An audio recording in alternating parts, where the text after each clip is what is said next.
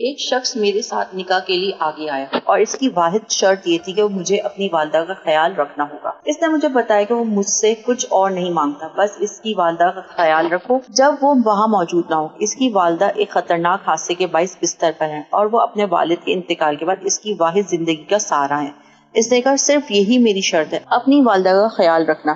اس کی والدہ ایک خوفناک سڑک حادثے کا شکار ہوئی تھی جس کی وجہ سے وہ جسم پر مکمل کنٹرول کھو بیٹھی تھی اور ان کے ہاتھ پاؤں شل ہو گئے۔ وہ ان کی دیکھ بھال کرتا تھا، لیکن تعلیم اور کام کی وجہ سے اس کے کچھ وقت ایسے ہوتے تھے جب وہ وہاں موجود نہیں ہوتا اور انہیں دواؤں اور دیکھ بھال کی ضرورت ہوتی تھی۔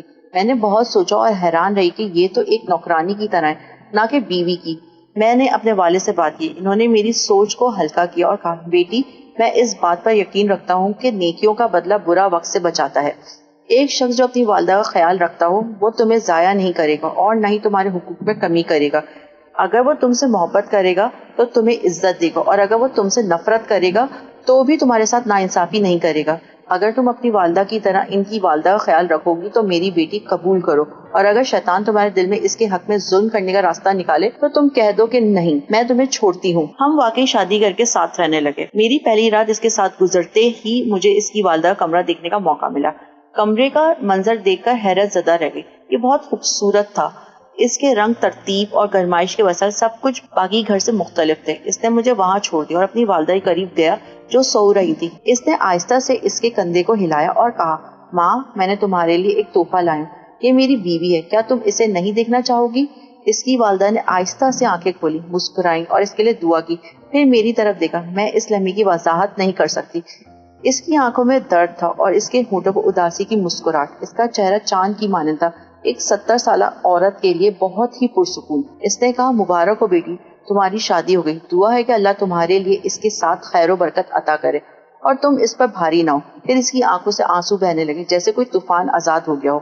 وہ جلدی سے اس کے آنسو کو اپنے لباس کے دامن سے صاف کرتے ہوئے بولا یہ بات مجھے غصہ دلاتی ہے، تم جانتی ہو، برائے کرم ماں ایسا مت کہو۔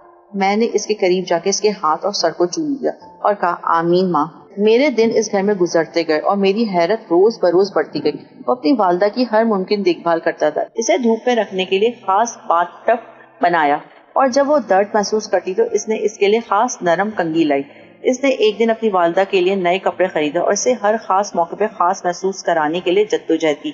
وہ راتیں کم از کم 3 بار جاگتا تاکہ اس کی والدہ کو ایک طرف سے دوسری طرف منتقل کرے اور یہ یقینی بنائے کہ وہ بستر کے زخم نہ لگے۔ جب ایک بار اس نے اپنی والدہ کے لیے حفاظتی سامان لانا بھول گیا اور رات کو اس کی دیکھ بھال کرنے اٹھا تو اسے بدبو محسوس ہوئی اور معلوم ہے کہ اس کی والدہ نے اپنے اوپر گند کر لیا۔ وہ بہت رو رہی تھی اور کہہ رہی تھی مجھے معاف کرنا، یہ میرے اختیار سے باہر تھا۔ وہ اسے صاف کرتے ہوئے کہہ رہا تھا یہ سب کچھ میں اپنی ماں کے لیے اسی رضامندی کے ساتھ کر رہا ہوں جیسے تم نے بچپن میں کیا، اور میں رونے لگی۔ یہ شخص واقعی ایک نعمت تھا۔ میں نے اس سے ایک بیٹا پیدا کیا اور چاہا کہ وہ ہر لحاظ سے اس جیسا ہو۔ میں نے اسے اپنی ساس کے پاس لے جا کے اس کی گود پہ رکھ دیا اور کہا میں چاہتی ہوں کہ یہ تمہارے بیٹے جیسا ہو۔